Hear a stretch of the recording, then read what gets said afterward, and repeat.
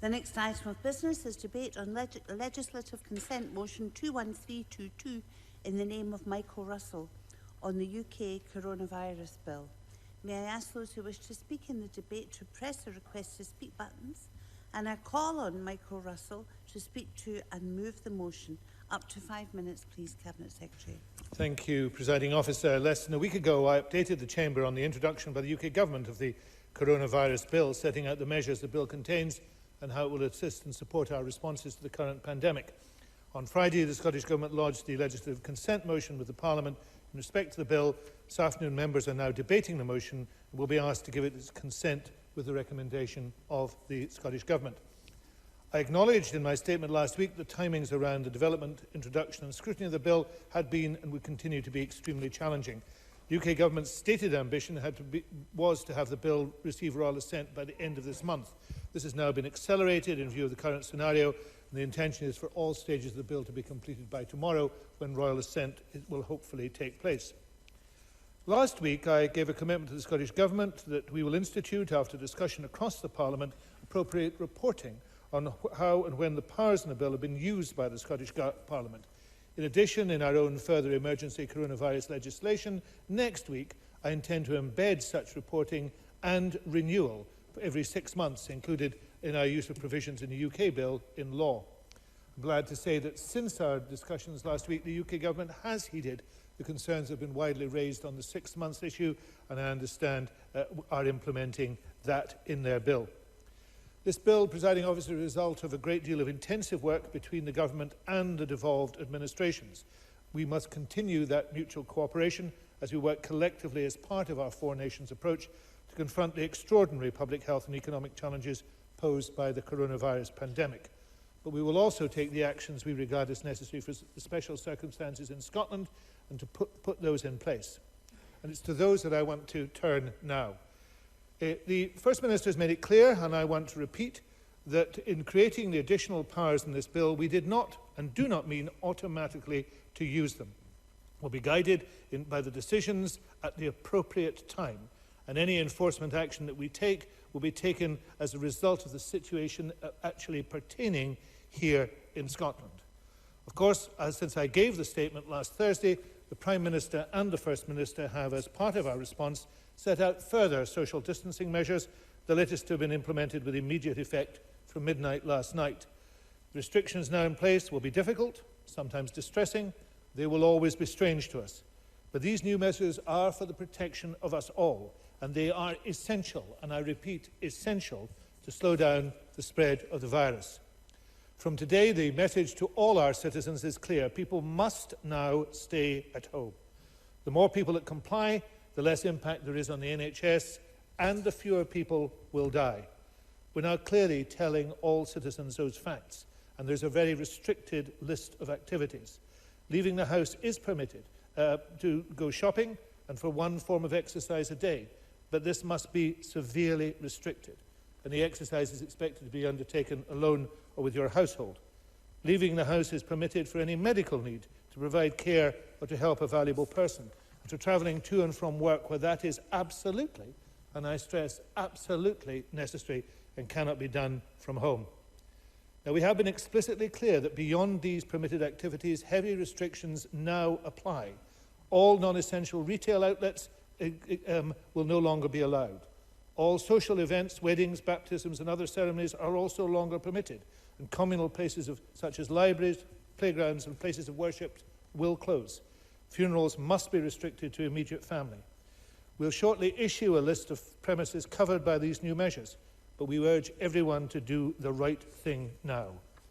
Most have, but we are, and I stress this again, committed to use the powers available to us, and we will. We have therefore, Presiding Officer, now taken the decision, as part of our response, to commence upon royal assent the powers within the bill, which will ensure that all necessary enforcement action can be taken to implement social distancing and restrictions on gathering, events and operation of business activity without further delay. To do so, following the point at which the bill completes its parliamentary process and receives royal assent, which is likely to be tomorrow, we will immediately bring forward regulations under the emergency procedure in this Parliament. These regulations will be made in what is now Schedule 19 of the bill, which confers the same powers on the Scottish Government that the UK Government already has under Section 45C of the Public Health Control of Diseases Act 1984. Those powers allow us to make emergency regulations where we believe there is an urgent need for them. We believe there is an urgent need, and we will make those regulations now. That means those regulations will come into force immediately and will remain in force, providing they are approved by Parliament within 28 days of being made. So we will seek parliamentary approval as soon as possible for that timetable.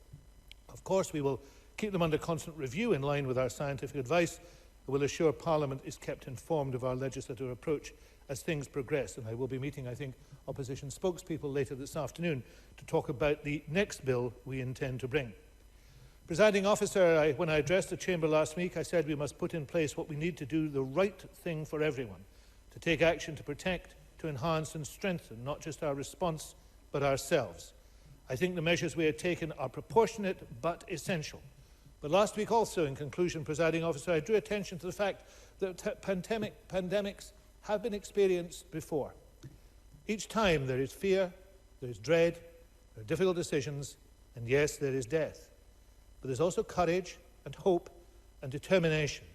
We learn from those who have gone before us because they made it through and they told the tale. And we intend to do the same.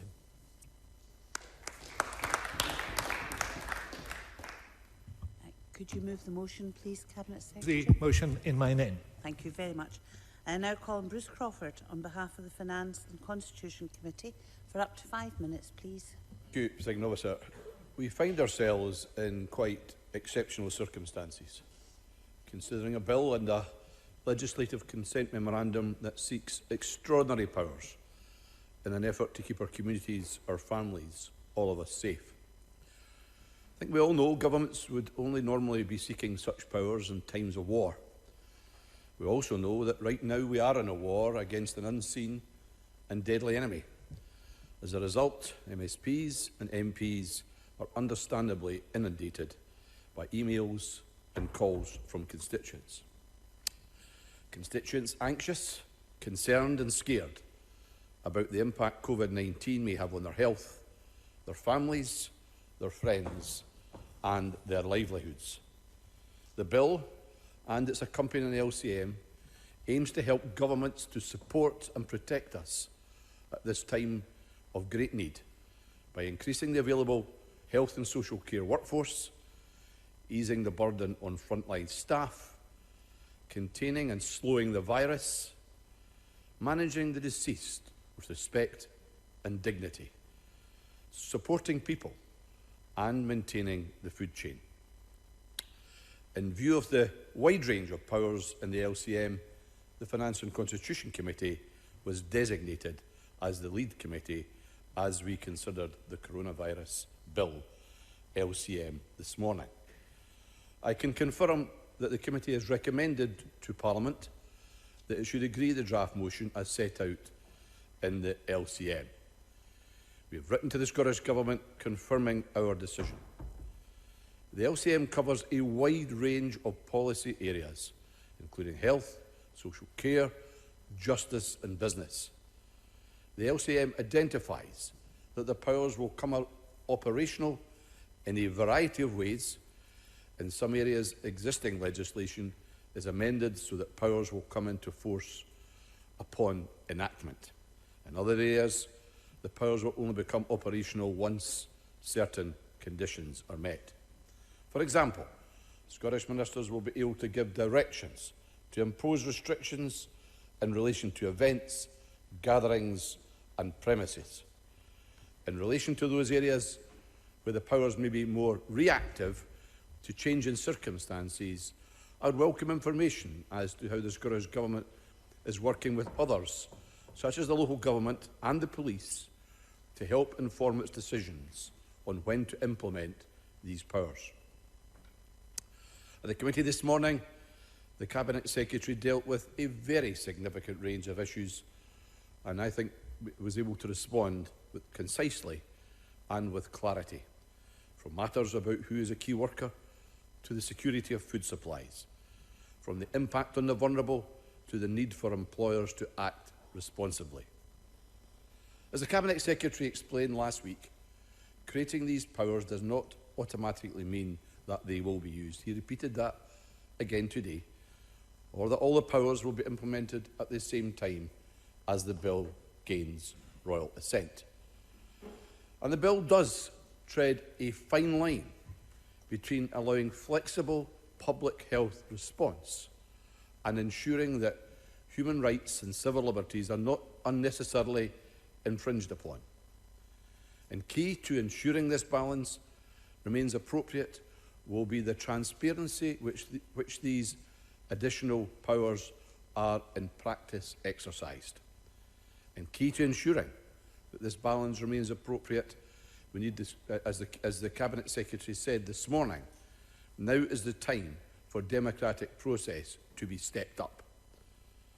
Presiding Officer, this LCM seeks to enable the government and allow it to react quickly, to protect us, and in particular those most vulnerable to this terrible virus.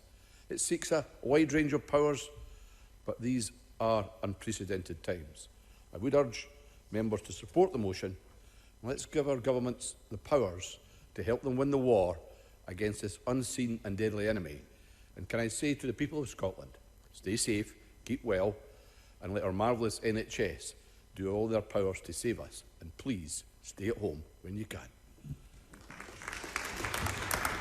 I call Bill Bowman on behalf of the Delegated Powers and Law Reform Committee for up to 4 minutes, please. Thank you, Deputy Presiding Officer. I speak as convener of the Delegated Powers and Law Reform Committee. We discussed this bill at our meeting this morning, though of course, given the urgency of this situation, our consideration was limited. The committee is interested in this bill in relation to the powers to make legislation that are being delegated to Scottish ministers. Of these, the power that the committee considered to be the most significant was that which allows Scottish ministers to make regulations for the purpose of preventing, protecting against, controlling or providing a public health response to the incidence of or spread of infection or contamination. This power is necessarily broad, given the wide range of responses that may be required to control an outbreak. However, the bill puts in place important and appropriate restrictions on the use of the power. The committee is also reassured that the affirmative procedure, or made affirmative in cases of urgency, applies. This, we think, strikes the right balance between allowing government to act quickly and allowing Parliament to scrutinise these actions. There are also significant direction-making powers being delegated to Scottish ministers in this bill. While this is not something that the committee must consider in relation to LCMs, it is something that the committee would have liked to explore more under ordinary circumstances. We are, however, mindful of the extreme circumstances in which we are currently operating and the need for government to act swiftly. The committee also notes that the substantial powers delivered by the bill, both legislative and direction-making, are appropriately time-limited to a specified emergency period. This will allow the government to act to address this unprecedented situation, but does not allow these powers to be retained indefinitely. The committee considers this an appropriate balance. These are unprecedented times, and we hope that these powers can help government in addressing this pandemic. Thank you. Call Murdo Fraser for up to 4 minutes, please. Thank you, Presiding Officer. This will be a short debate, so I'd like to make a brief contribution on behalf of the Scottish Conservatives and signal at the outset that we will support the legislative consent motion decision time this evening. It is, in my view, essential that both the UK Government and the Scottish Government have the emergency powers they need to tackle the unprecedented national crisis that we are now facing. The UK Parliament bill that this LCM relates to is aimed at protecting the nation's public health and ensuring that NHS and social care staff are supported to deal with significant extra pressure. It also contains a number of measures to ensure that the public are protected. As Bruce Crawford said earlier, in normal times there would be concerns about the reach of some of the measures before us. There would be perfectly legitimate concerns about civil liberties. I fully recognise and understand these concerns, and under normal circumstances many of the powers contained in this legislation would not be deemed acceptable. But we are not dealing with normal circumstances. We are dealing with exceptional circumstances, and it is right that governments do have the powers contained in this bill, powers which normally, in a liberal democracy, we believe would go too far in the balance between individual freedom and the power of government. And a good example of that is what the Cabinet Secretary just signalled in terms of the emergency powers he intends to take to restrict public gatherings to avoid the spread of infection. In normal times, we would regard that as overreach by government. In these times, it is a necessary step to take to protect the public. The measures in this bill fall into 5 categories: containing and stopping the virus, easing legislative and regulatory requirements, enhancing capacity across essential services, managing the deceased in a dignified way, and supporting and protecting the public. It is important to state that there are many powers government already has to deal with the situation we are now in, where legislation is not required. It's also important to state that the bill is time-limited. Initially, it was proposed that this would be for 2 years, and there were, of course, concerns, quite legitimate concerns, about whether that period was appropriate. And like the Cabinet Secretary, I am pleased that the UK Government has now agreed that this period should be reduced to 6 months, with a provision that this should be extended if possible. And that's a very welcome approach and shows that the Government has been listening to the concerns that were raised.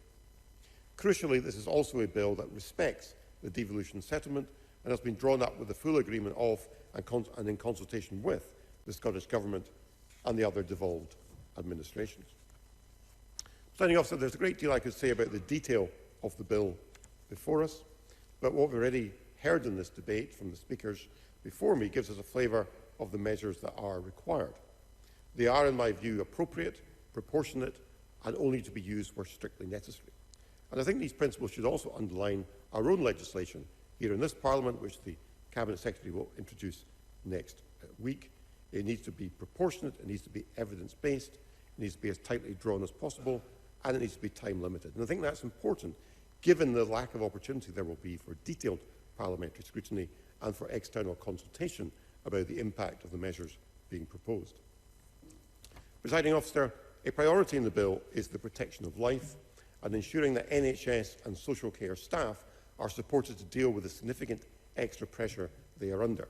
We do need to remove the bureaucratic hurdles that stand in the way of bringing new people into the NHS, including those who are recently retired, and ensure that hospital space is freed up and frontline staff are given the space to focus on caring for the sick.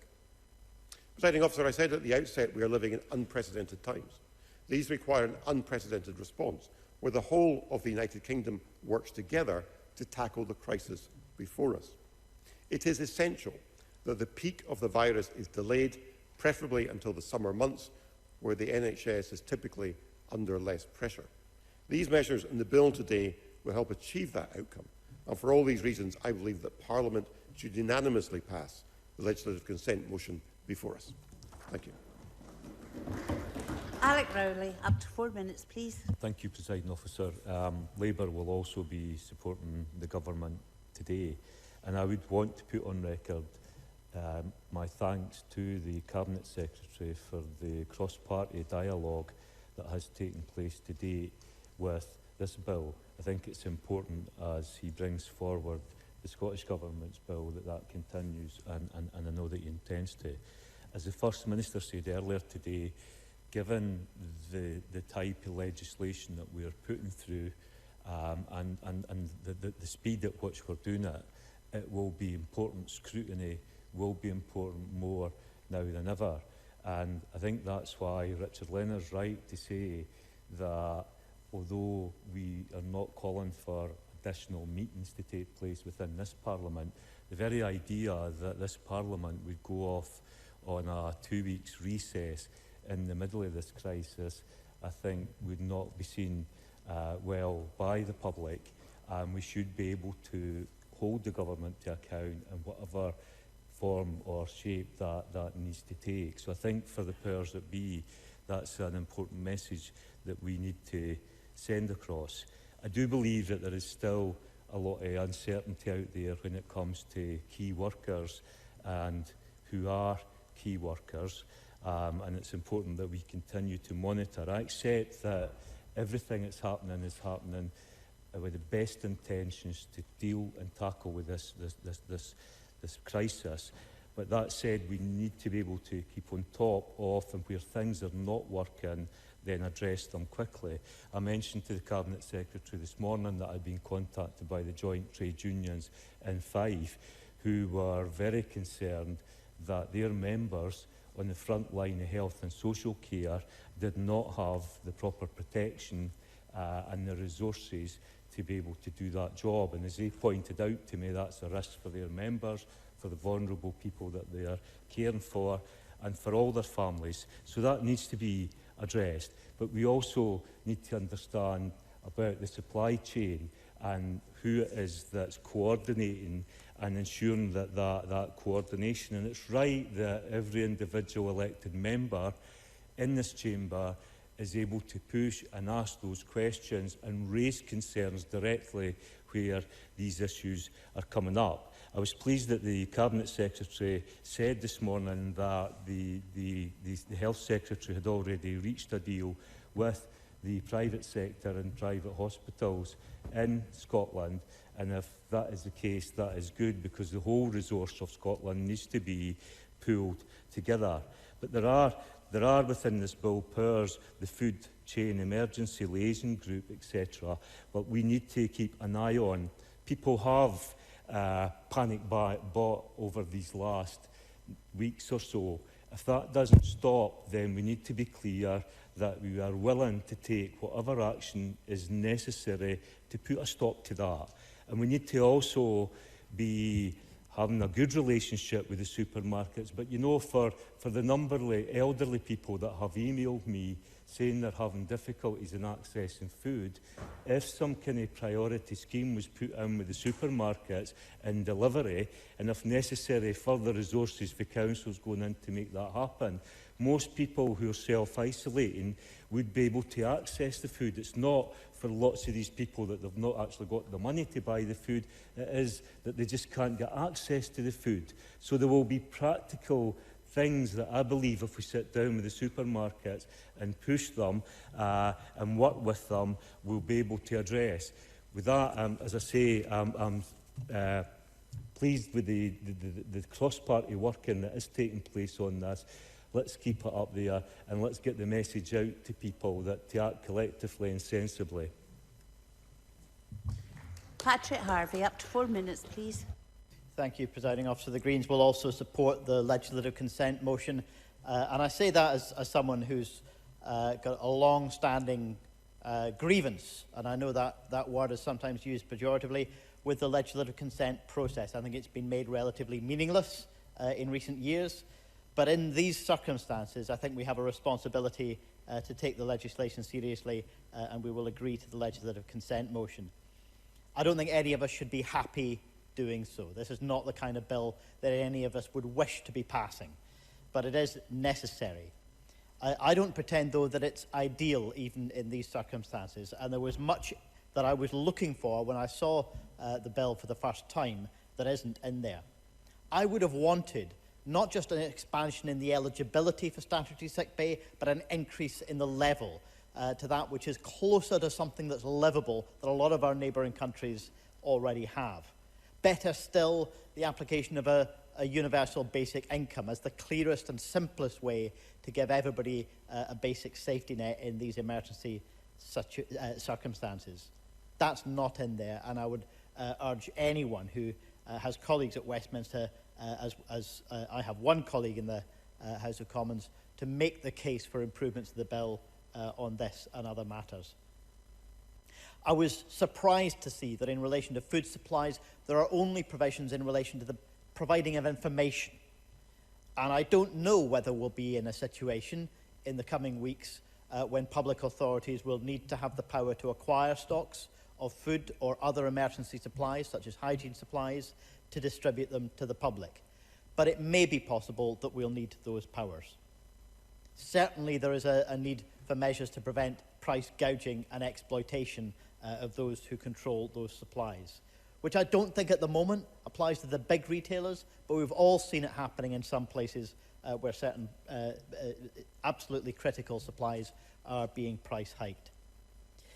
I've made reference before to the emergency volunteer provisions which are in the bill, which give a commitment that there'll be remuneration for loss of earnings for those who sign up as emergency volunteers. But of course, we already know there are people who've already lost their jobs, who will be available and willing and potentially skilled and talented people to be emergency volunteers.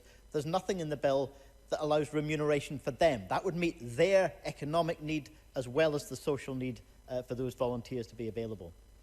And I would also encourage the government, I know this isn't part of the devolved aspects that are covered by the LCM, but in the government's discussions with the UK government, I would encourage them to make the case to ensure that our asylum seekers in Scotland and elsewhere are protected. Detention, deportation, these things are frankly intolerable in the current circumstances. They would be deeply dangerous, and for anyone in asylum accommodation to be faced, as they have been in recent months, with the prospect of lock change evictions would also be intolerable.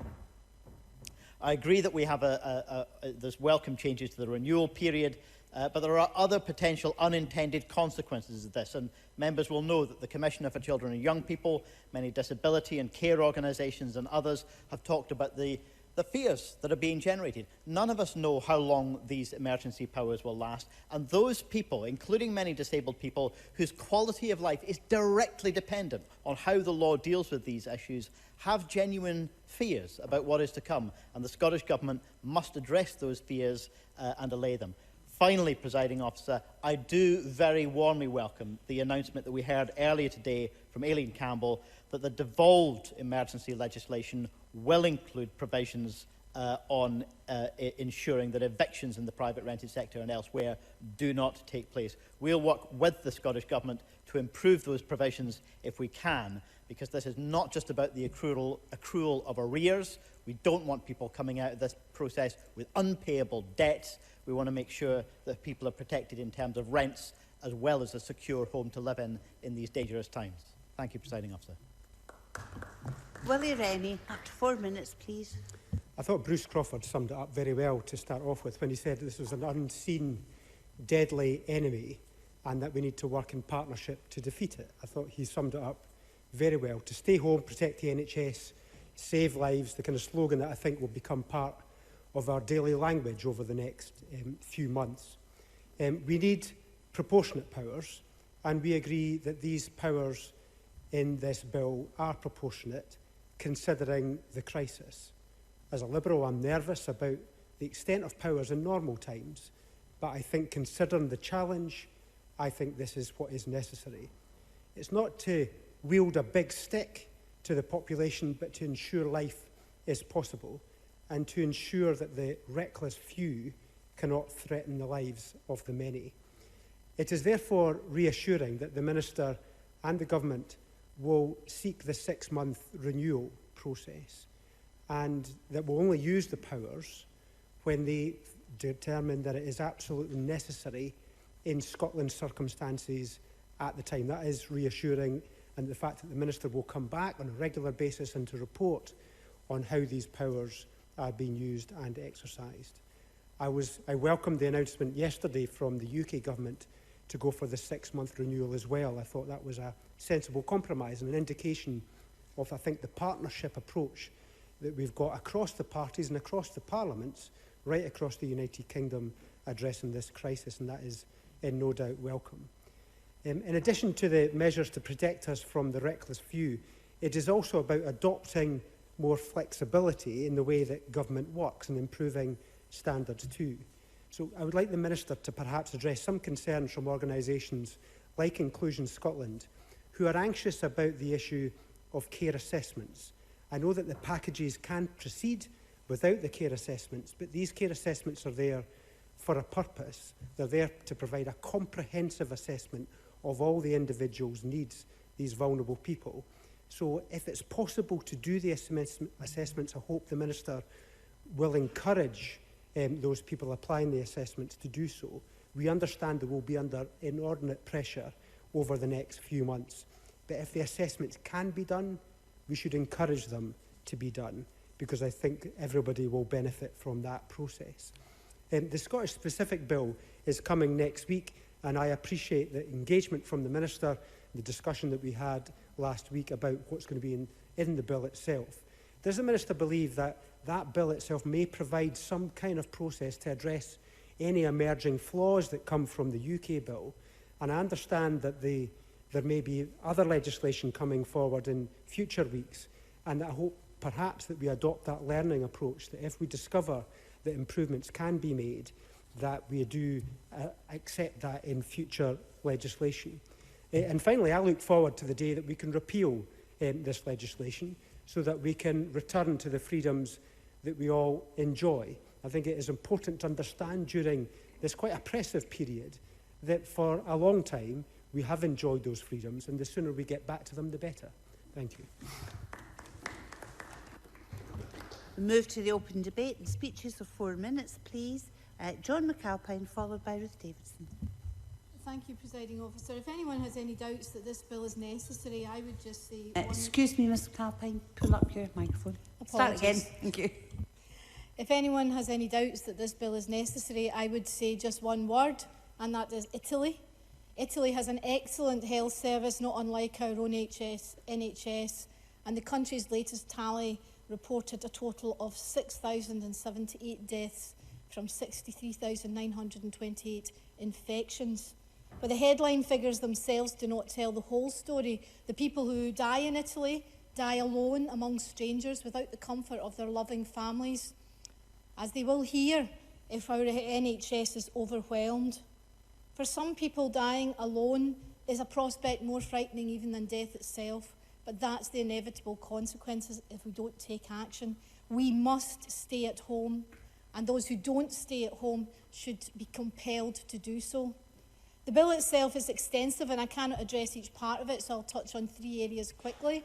I commend the measures to enable the registration of doctors and other health professionals, and I want to draw attention to the briefing from the BMA on this part of the bill. They have written to 15,000 doctors to let them know that they expect the government to use their powers to ask the BMA to temporarily register them, and 1,500 of those have a registered address in Scotland.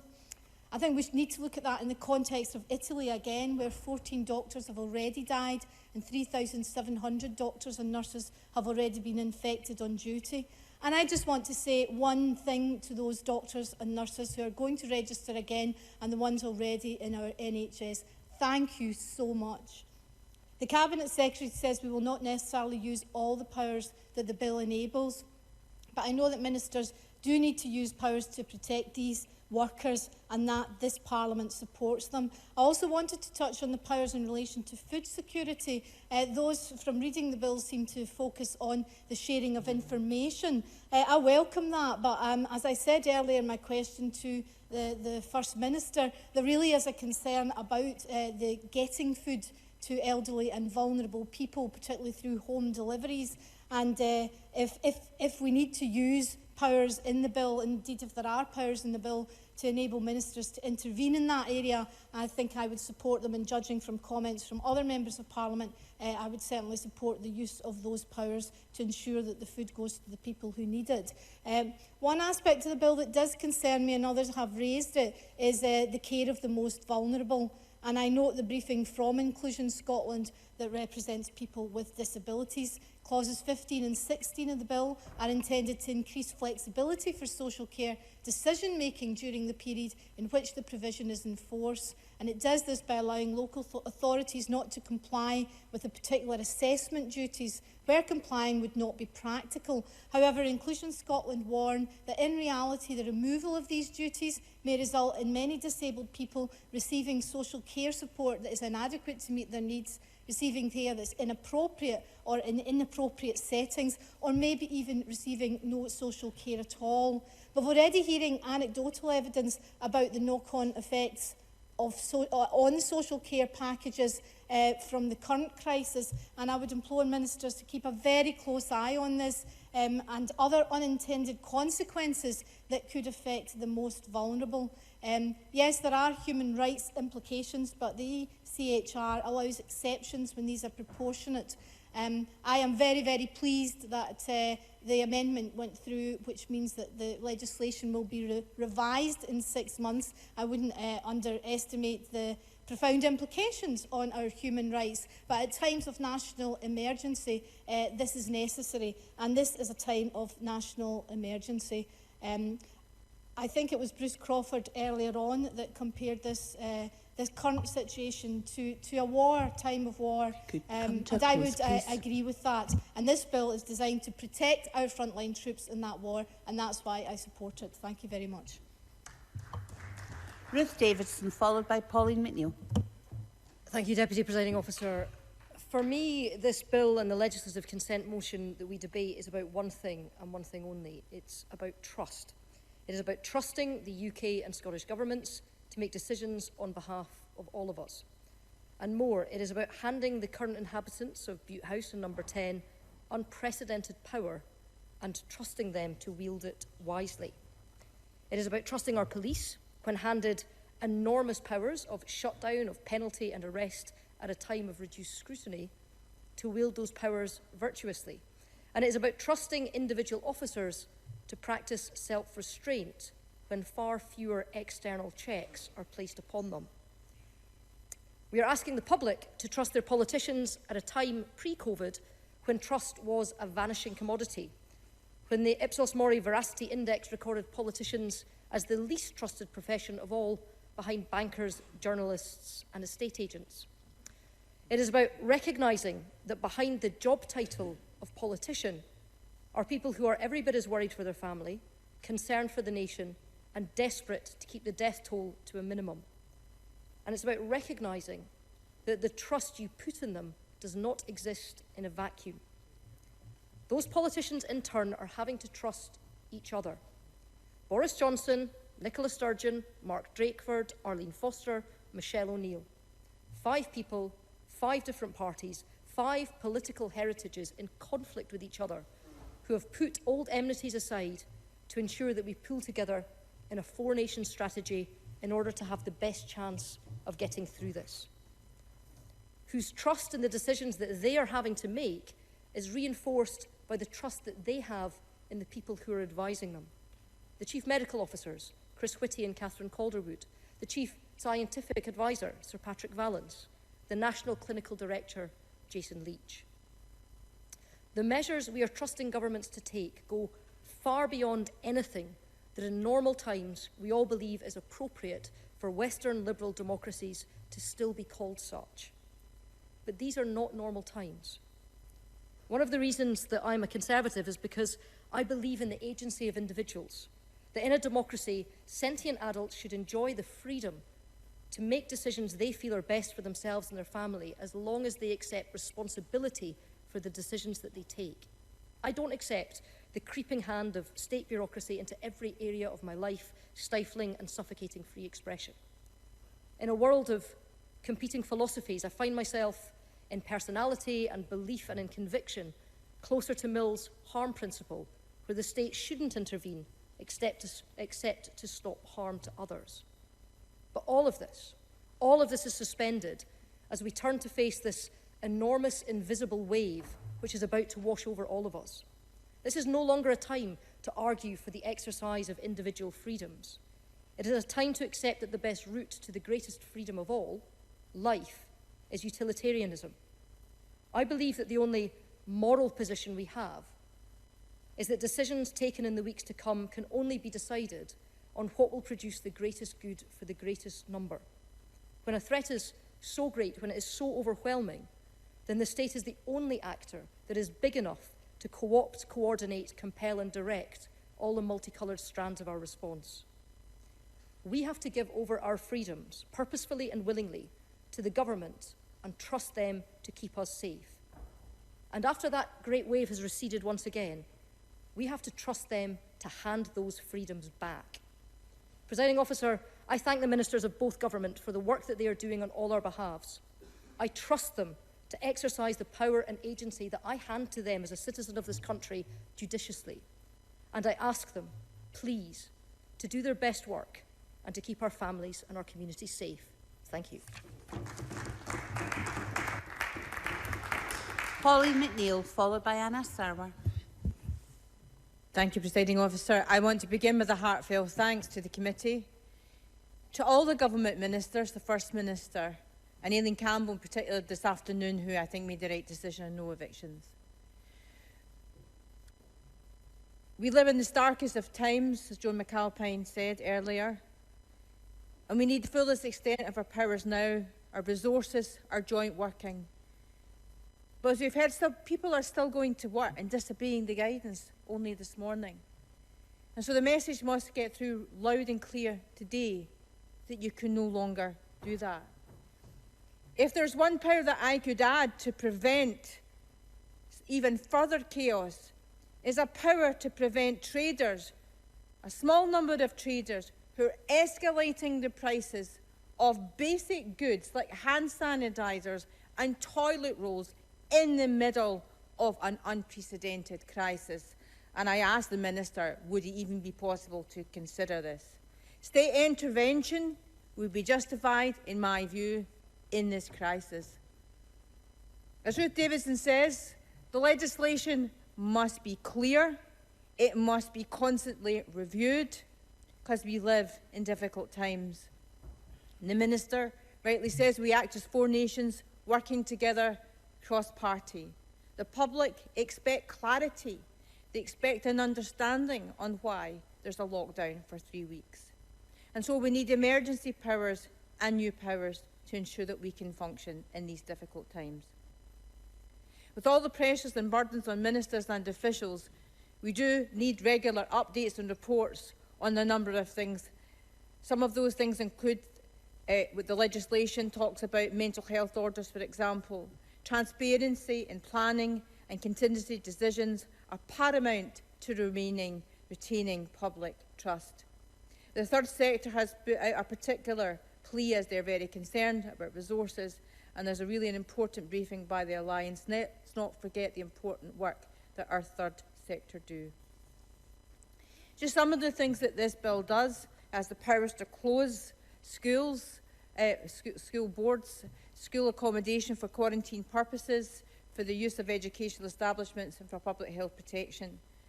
It confers powers on constables and immigration officers who can be enlisted to remove potential infected persons to a suitable place for screening.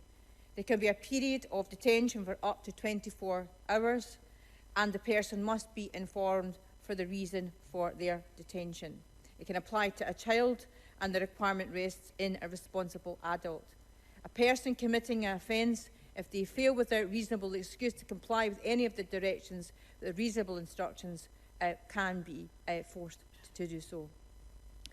Scottish ministers may give directions relating to events and gatherings in premises, as we've heard, but it's important to get across to the public that these are powers that can only be used in the middle of this public health crisis. And I think Ruth Davidson made a really important point. We must reassure the public that it's a temporary measure until we're over this, and at the end of it, normal society will continue.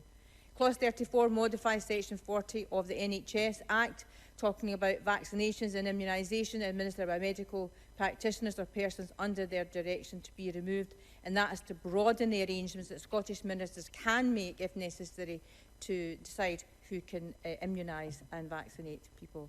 In conclusion, Presiding Officer, the bill, as Bruce Crawford says, creates a fine line between protecting lives and normal freedoms and human rights.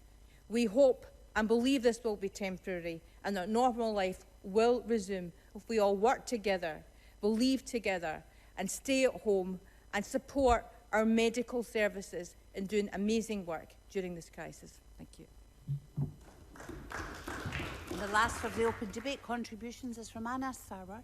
Thank you, Deputy President Officer. I realise time is short, so I'll keep it very brief. Just to raise some direct concerns with the Minister. Of course, we support the legislation, but to say that we should review after 3 months, not just wait for the 6-month period, but actually a full review after 3 months.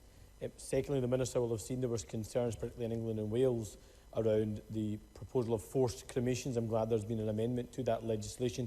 Can he give a commitment and a guarantee that there will be no circumstances in which anyone will be cremated against their family's will here in Scotland? I think that would be a reassurance that we welcome. Third, I welcome the Food Chain Emergency Liaison Group that is part of this legislation although, as Patrick Harvey has pointed out, it's about communication rather than actually forcing the staying open of supply chains. Will the Scottish Government and indeed Scottish associations be part of that food chain emergency liaison group to make sure there is a free flow of supply up to Scotland? Fourth, there is issues around human rights. So there's clearly issues around sectioning of individuals around the Mental Health Act. There is issues around what's reported to the Procurator Fiscal when there is a death in the NHS setting. There are issues around the emergency registration of health workers. There's issues around fast tracking of Disclosure Scotland applications and the load that might be put on to all of that. What work has been done to make sure we can safeguard and maintain human rights at a time when we're asking people to do so much more with less and less workforce? And if there is a real increase in the number of applications going into Disclosure Scotland, what backup measures have been put in place to make sure there's an adequate workforce to be able to do that important work so we can get people on the front line as quickly as possible. In conclusion, this is legislation that, again, we don't want, we don't wish we had to introduce, but it's important legislation nonetheless to make sure we have the right response to this crisis. And I hope, like has been the case up until now, we can continue to have the active dialogue between members of this Parliament and the Scottish Government and the Scottish Government and the UK Government if any unintended consequences were to take place from this legislation, that they could be addressed appropriately. We move now to the closing contributions, and Monica Lennon, followed by Adam Tompkins. 4 minutes, please, Ms Lennon. Thank you, Presiding Officer. The Cabinet Secretary opened this debate by saying that the restrictions that came into effect at midnight last night will feel difficult and strange to many of us, but I agree with him that those measures and the powers in this bill are essential to slow down the virus. Responding for Scottish Labour, Alec Rowley has made clear that the Government has our full support in the battle against COVID-19. And I know in recent weeks, many of us in the public have talked about possible draconian measures and talked about lockdown as something scary, but I think Willie Rennie expressed it really well on behalf of the Liberal Democrats when he said it's not about wielding a big stick, but making sure that life is possible. And I thank Bruce Crawford and the committee for their work. Bruce Crawford was right to say that these are extraordinary powers and that our democratic processes need to be stepped up at this time. And he is right that the bill treads a fine line between public health and our civil liberties not being infringed upon. And others have talked about trust and about transparency and about scrutiny to make sure that we get this right. And I think Ruth Davidson was right to say that these are unprecedented powers, but we all understand why and support the government's endeavours. Murdo Fraser was right when he said that the NHS and our social care staff, this bill is about supporting them to make sure that they can deal with the additional significant pressures that are coming their way. So yes, I agree with other members that in normal times this would be overreach, but these are not normal times. There are safeguards. The bill is time limited and will be renewed every 6 months, and colleagues have talked about their willingness to uphold our democracy and to be involved in that important scrutiny work. We will continue to ask questions. A number of colleagues have touched on the questions and concerns that have been raised outside the chamber, including from Alliance, Scottish Care and many mental health charities. So we know that we can't take our eye off the ball. The emergency legislation covers a range of areas, and that's because the health service alone can't solve this crisis. The purpose of the legislation is to relieve pressure on our health service. That is the driving force, so that as many lives as possible can be saved. But it's clear we need a collective approach to this crisis, and that will require every part of government to work together and all of us to support that work. I know that time is short, Presiding Officer. Many colleagues have touched on really important issues just a moment ago, and asked Sarwar seeking that clarity and that reassurance for some people in our community who are concerned about the provisions in the bill, which change burials and funerals as we know them. This bill and the measures that are being taken from cradle to grave are going to change life as we know it just now. Baptisms are already on hold, weddings have been postponed, attendance at funerals and those final farewells is going to be restricted to a few loved ones. So these are extraordinary powers, these are unprecedented times, but our job here is to do everything we can to support our NHS, to uphold democracy, provide that ongoing scrutiny. And my appeal to my constituents, to my friends and family, is that our NHS needs us like never before. We need our NHS like never before, and we all need each other like never before. So please stay at home, protect your loved ones and help to save lives. Adam Tompkins, up to 4 minutes, please. Thank you, Presiding Officer. I want to reflect a little bit in these remarks on the nature of emergency power and human rights. And Ruth Davison talked about John Stuart Mill. I'm going to go even further back and start with Cicero. In times of emergency, Presiding Officer, necessity becomes the only test against which we judge the laws. Our usual standards of reasonableness or proportionality do not apply. If there really is an emergency, we do what is necessary to defeat its causes and to manage its consequences. And when I say we, I do not mean only the government, I mean all of us. Every citizen has a duty to do what is needed, in the old language, in defence of the realm. Or in short, we, all of us, do what we need to do for the public good. All of this applies, Presiding Officer, only if there genuinely is an emergency. We are only too familiar, unfortunately, with governments claiming the need for emergency powers when there really is no emergency at all, just an opportunity. But that is emphatically not the case here. There is no doubt that we face the gravest threat to public health and the gravest threat also to our economic health and well-being that we have seen in our lifetimes. And there is, of course, concern about the scope of the extraordinary powers that this bill contains. Powers to ban events and public gatherings that impede our freedom of movement. Powers to detain those who are suspected of being infectious, which are a significant interference with our right to liberty. Freedom of movement, freedom of public assembly, and the right to liberty are modern human rights. Are our ancient conventions that come from Cicero about necessity and emergency powers negated by modern human rights law? Well, no, Presiding Officer, they are not. Indeed, they are accommodated within our modern human rights law. Properly understood, there need be no conflict between emergency powers and human rights. For example, one of our most fundamental human rights is the right to life.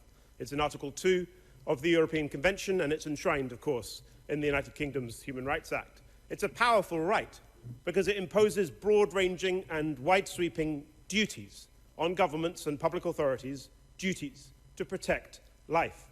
In an emergency such as this, if it is necessary to detain infectious persons so as to protect life, so be it. Likewise, if it is necessary to ban events or public gatherings in order to protect life, so be it. In a public health emergency, these are best understood not as interferences with human rights. They are steps necessary to take in order to preserve the fundamental right to life itself. None of this means that there is no more rule of law. None of it means that we throw our critical faculties out of the window and stop scrutinising government. And none of it means that ministers or anyone else has licence to act arbitrarily. But it does mean that the standard against which we must judge the legality or the prudence or the propriety of government actions and decisions changes. In a crisis, in an emergency such as this, that standard is strict necessity. The question is not, is this a reasonable thing for a government ordinarily to do? The question is, does the government need this power? And seen in this light, Presiding Officer, the issue of how long these extraordinary powers should last becomes, I think, somewhat axiomatic. They last for as long as is needed. If they are necessary, they persist. And as soon as they cease to be necessary, they must lapse and be repealed. None of us knows how long the coronavirus crisis will last. So let us not get overly fixated on sunset provisions or arbitrary time limits on these statutory powers. These powers are necessary now. They are necessary for the time being. They will continue to be necessary for as long as the crisis endures. And for all of these reasons, we should all back them today. Just before I call the Cabinet Secretary, I should have said earlier that you should note that decision time has been delayed. It may be you've noticed that already. And it should be around 5 o'clock. So I now call Michael Russell to wind up in this debate for about 5 minutes. Please, Cabinet Secretary. Thank you, Presiding Officer. And can I thank members for the very constructive nature of the debate this afternoon. I will try to get through quite a number of the points that were raised, if you will bear with me. Can I thank, first of all, Bruce Crawford and the committee for taking evidence this morning. All of us who are members were faced, I'm sure, this weekend by a tidal wave of concern from our constituents, from the people we represent. For each of us, it will have been different according to the constituencies. For me, it was the issue of access by ferries to any of the 23 islands that I represent. But others, I know, were dealing with issues of mobile homes, issues to do with staff accommodation, issues to do with protective gear. And our job is certainly to provide information, and we will continue to do that in the weeks and months ahead, I have to say. But our real job is to give leadership, is to ensure that we are leaders within this situation, and people are, if not comforted or not even reassured, but they are given what they need by those that they have elected. So I'm very struck by some of the contributions today, the contribution from Ruth Davidson, from Adam Tompkins, from Willie Rennie, and I rarely speak about being struck by their contributions except in a negative sense, but on this occasion I'm going to be very positive about it. Because they were talking about the issue of trust, and Ruth Davidson used that extensively. They're talking about the appropriate responses that we would give, and Adam Tompkins was talking about the necessity of the job that we are undertaking and how we have to undertake it. But Willie Rennie, I think, had the last word on this, and I know he loves to have the last word, so he'll be very pleased about this, when he said that he looked forward to the time when we did not need this legislation. And I think it's important as leaders and as this government to say very clearly that we wish to let go of this legislation at the very first appropriate moment, but not a moment too soon. And therefore necessity has to be the watchword. We will have to have this legislation for the period we need it, and we have to all live up to the trust that the people of Scotland, our individual constituents, will put in us and are putting in us now by watching and listening to what we're saying. Can I respond to some of the detail that we've heard? And there have been a huge number of detail points, so I won't get through them all, but if people have more, get in touch with me, email me. All the ministers are willing to respond, and I know Jean Freeman has said, for example, in points that Alec Rowley made, that she's happy to respond to you on those detailed points. First of all, can I say that in terms of Bruce Crawford's point of the switching on and off of the powers, if you look at Schedule 22, for example, very clearly it says that the switching on of the power comes from the declaration of the incidence of transmission of coronavirus, that it constitutes a serious and imminent threat to public health. That's a trigger to switch it on. And the trigger to switch it off is when that no longer exists, and that comes from the Chief Medical Officer, and it has to come from the Chief Medical Officer. And throughout the bill, there are those triggers and those switches, and we need to be aware of them, and the bill gives them. And in terms of parliamentary scrutiny, then, we need to make sure that that is built into the new bill and acts retrospectively on this one. Now, I'm not actually in favour of a 3-month reporting period. I'm in favour of a 2-month reporting period. No, I'm sorry, I really don't have time, Mr. Finlay. I've got to get through this. I'm in favour of a 2-month reporting period, and I commit myself to that. We'll put it in the legislation. And I have already said to officials today, I've been working incredibly hard on this bill, and Jenny Gilruth has also been working hard on this bill. We have to make sure that we have a schedule of reporting, that people understand what we're reporting, why we're reporting it, and what it means. In terms of food stocks raised by Patrick Harvey and also by Pauline McNeill, I wish we had the power to deal with price gouging, but I am pretty certain that that is a power that's reserved to Westminster in terms of trading standards. But what we do have a power, I think, already to do, and Mr. Harvey raised this morning, was to purchase food if we require it, because we already do so for food banks. So I'm checking that out. But I do hope that that power already exists. And if there are powers that already exist in statute, then we should be saying to people, there they are available if we need to have them. I need to make sure that, and Willie Rennie's point about care assessments, just to reassure him, the provision in the bill is not an excuse for local authorities not to act. It enables local authorities to act quicker than they might otherwise do under the existing legislation. But that is a power we need to keep an eye on, because no authority should use it as an opportunity not to do something. Just in terms of other ones, I have to say that in terms of the escalating prices, I've dealt it. And Anna Sarwar asked not just 1 point, but 5. I think, in fact, it was probably 6. I probably missed one. So very briefly, just to acknowledge his industry as well as his inquiring mind. First of all, that the reporting issue will be 2 months, I've said. On creation, the legislation on cremation already means that those involved in cremation have to take account of the faith or belief of those who are cremated. This bill emphasises that point and does not change it. So I think we can look, and I heard his earlier question to the Justice Secretary, we can look to give reassurance on that. The UK government, we will be involved in UK action on supply chains, and indeed I heard the Scottish Grocers Federation making that point on Radio Scotland this morning. In terms of the Mental Health Act, we have to act very sparingly indeed. And these provisions are very extensive provisions, and many of us are uncomfortable with them. I know that Angela Constance, with her experience in the mental health professions, raised this issue in the committee this morning. We will ensure they are sparingly used, but we will also make sure that we report on their use so people know that they are there. In terms of human rights, I have spoken with the Scottish Commission on Human Rights. We are continuing to listen to them. We are talking to them about the best practice in drafting the new bill, which we will discuss with opposition spokespeople this evening, and will continue to do so. And just to make sure that we will keep under review the PVG issue. That is also a very sensitive issue, and I speak as the former Cabinet Secretary for Education. We are aware that that is a vitally important service that keeps children safe. We will keep it under review, but there's no intention to weaken that service, but we may have to streamline the service if that is eventually where we end up. Presiding Officer, this bill is a difficult bill. It's a bill full of detail. It's a bill that requires to be done now. I go back to where I started on this. I very much look forward to the day when this bill is no longer necessary and we can put it behind us.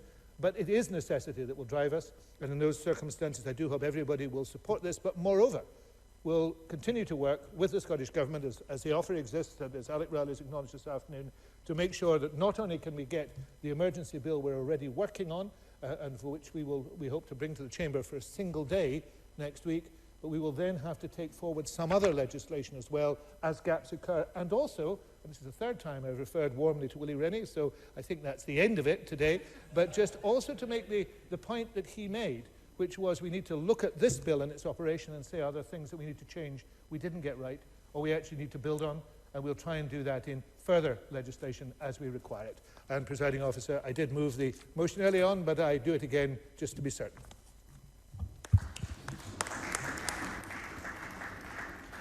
Thank you very much, Mr Russell. That concludes our debate on the UK coronavirus bill. Now we're going to move on to the next item of business, which is a debate on motion 21327 in the name of Ben McPherson on the local government finance order. Now I'll let Mr McPherson come down to the front desk if he wishes. Front bench.